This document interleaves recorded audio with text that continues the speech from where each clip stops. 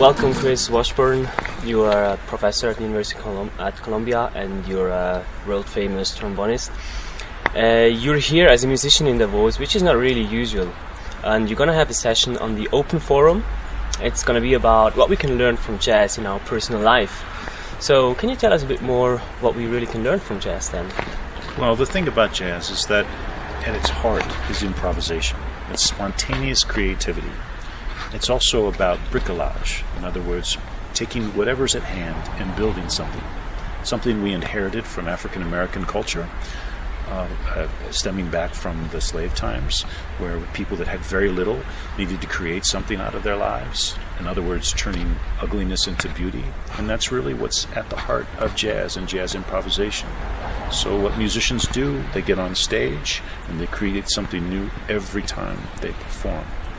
So some of the lessons that we can learn from that is that how can we turn any situation in our lives and circumstances in our lives into something of beauty, of something of education and of learning and self-fulfillment and self-enriching.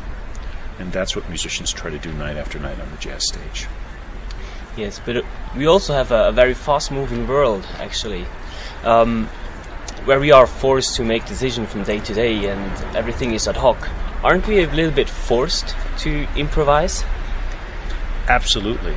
We improvise every single day, especially as the world becomes much more faster and much more globalized. And that is one of the key things, is that musicians, when they improvise, they create things at a very, very fast speed. And they train themselves to be able to think that fast and to create that fast and to be open to new possibilities. And this is something that all human beings have the ability to do. It's really about refining those qualities and seeing what we can learn from jazz musicians and how we can incorporate them into our much faster lives. Yeah, and collaboration is also an important thing, especially when several jazz musicians play together. In order to do that, we are here in Davos, and right now there are people talking and they collaborating about the state of the world.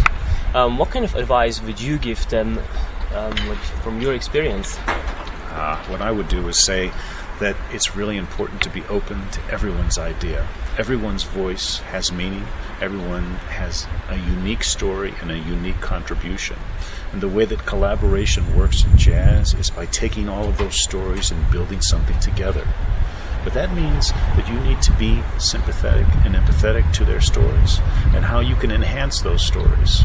So the kind of collaborative conversations that happen at the World Economic Forum, if they have a jazz sensibility, where they attend to each other, they facilitate space for each other to contribute, everyone gets enriched in the process. And we can do bigger and better things together as opposed to separately.